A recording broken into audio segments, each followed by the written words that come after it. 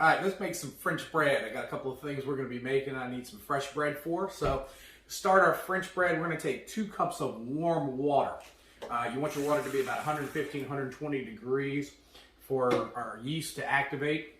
We're going to take a tablespoon of yeast, a tablespoon of sugar. You need the sugar in there at least a little bit to feed the yeast. And then all we're going to do is put our paddle on, give this a quick turn, just to mix the water and the sugar up. Now we're just going to set for about 5 minutes until our yeast blooms and gets frothy. Okay, after about 5 minutes, our yeast will be bloomed. You're looking for this kind of frothy solution on top of your water there. That tells us our yeast is activated. So next thing we're going to do, I've got 5 cups of flour here, and we're going to add most of this, probably about 3.5 to 4 cups to start. We're going to hold back a little bit of our flour. We're going to add about a teaspoon of sea salt. Is bring this together with our paddle.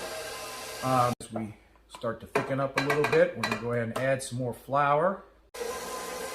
Okay, now that we've got our dough starting to come together here, we're going to take and get all of it off of our paddle and swap out to our dough hook.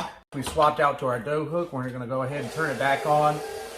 One thing about the KitchenAid mixers, if you're using a dough hook, you want to be on your very lowest setting or stir setting.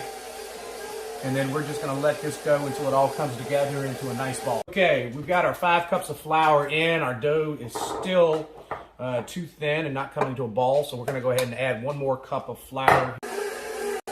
Okay, now our dough has all come together. What we're looking for is it to be all together and not sticky at all. Okay, so you take your dough hook out, just form into a nice ball.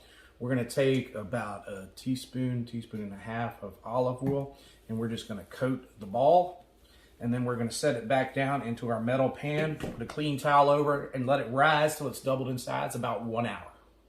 Our dough has risen. Now we're just going to punch it down, and we're going to turn it out onto a floured surface and cut our dough ball in half. We're just going to keep pressing out our dough until we get about a 15-inch long cylinder here. Get it where we want it, go ahead and round your ends out, and then we're just going to slide it over to a sheet pan with parchment paper. All right, now that our loaves are out, we're just going to let them rise for 30 to 45 minutes till doubled in size. All right, now that our dough has risen, we're going to cut 3 slits into the top of each loaf.